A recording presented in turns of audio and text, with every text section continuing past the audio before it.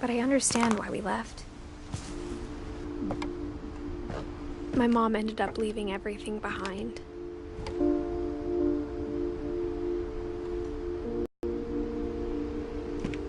What happened that night had been coming for a long time. Maybe it should have come sooner.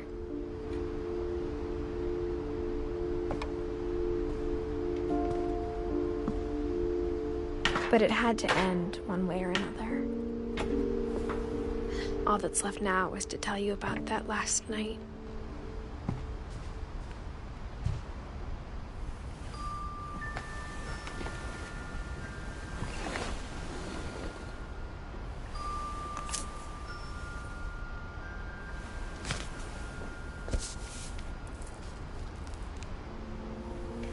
That whole last day, Edie just watched us pack and didn't say a word. Until supper, when she raised her glass and said, "To our final night together, and all our final nights apart." Grandma, you know what I said about alcohol. Some of your medications are very Edith, specific. I left a present for you in the hallway. Why don't you go open it? The grown-ups have to argue now. I'm sorry, you're right. We're all leaving tomorrow. Let's just enjoy our last... I'm not leaving. Edith, you're excused.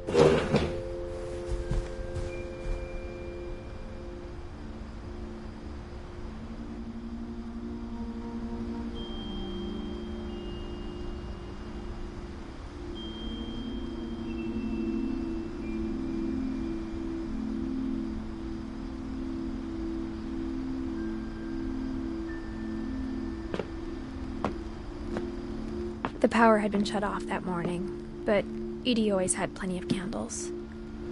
When my mom sealed the library, I don't think she knew about the other entrance. Or that Edie had a key to it.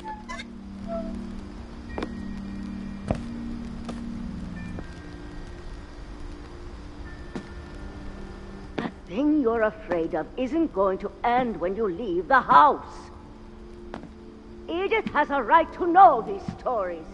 My children are dead because of your stories. I think it's best if Edith and I leave tonight.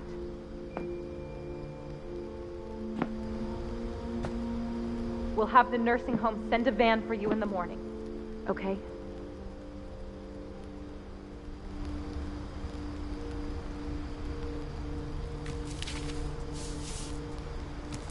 Dear Edith, there's so many stories I wish I could tell you, but there's only time for one.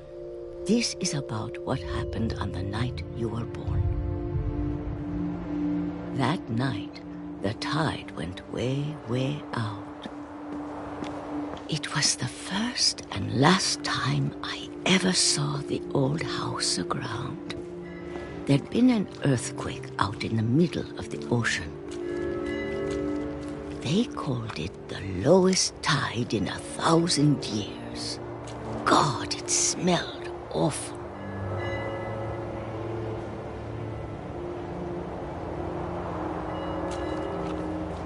You know, I've seen that house every day of my life.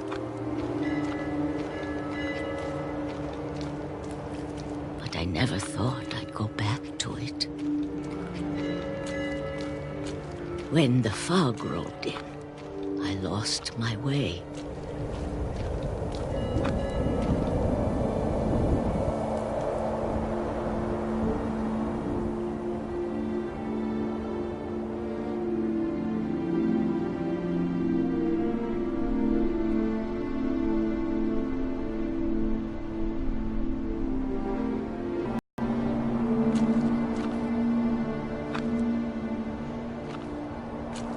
I got turned around.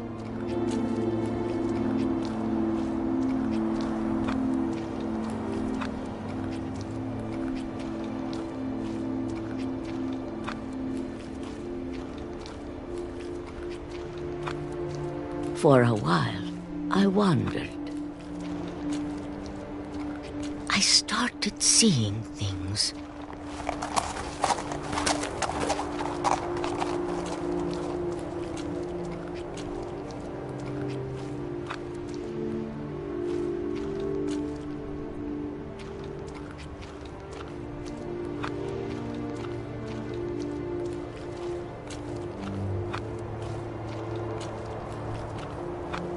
things I'd forgotten had ever existed.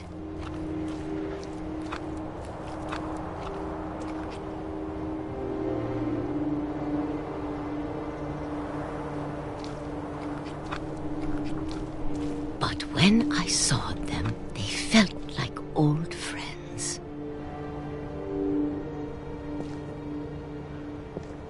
That night, a lot of things came back to me. Or maybe I came back to them.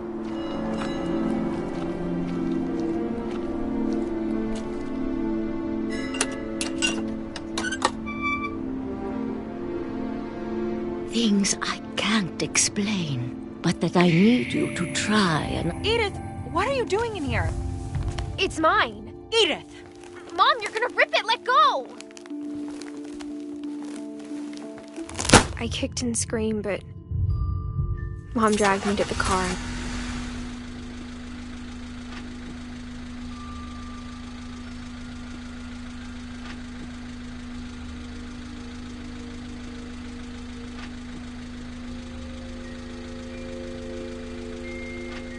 I never saw Great-Grandma Edie again.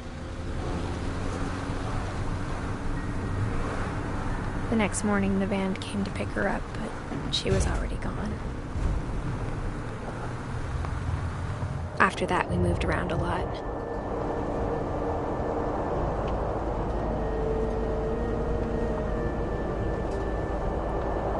We both tried to make the best of it.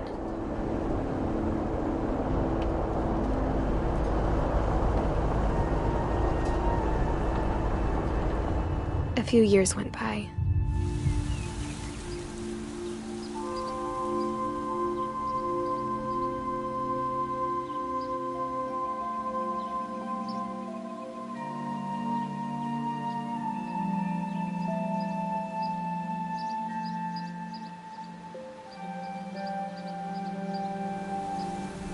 My mom didn't like to talk about it, but she started getting sick a lot. The rest happened pretty quickly.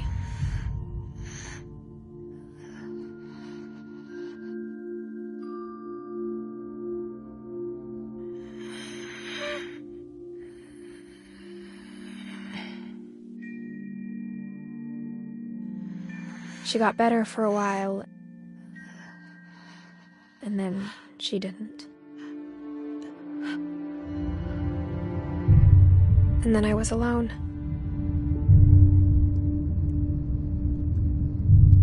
The last Finch left alive.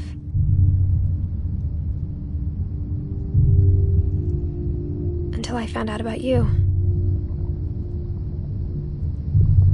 I'm still not sure what to tell you about all this. If we lived forever, maybe we'd have time to understand things.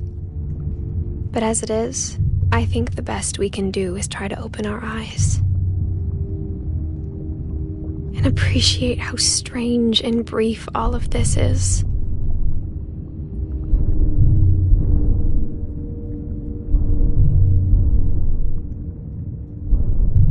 This journal was supposed to be for you.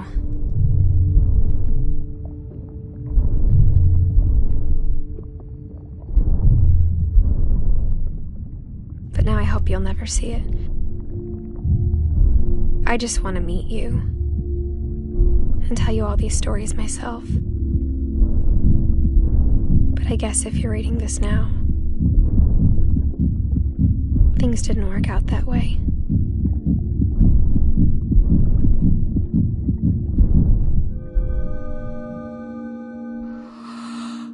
This is where your story begins. I'm sorry I won't be there to see it. It's a lot to ask, but I don't want you to be sad that I'm gone. I want you to be amazed that any of us ever had a chance to be here at all. Good luck.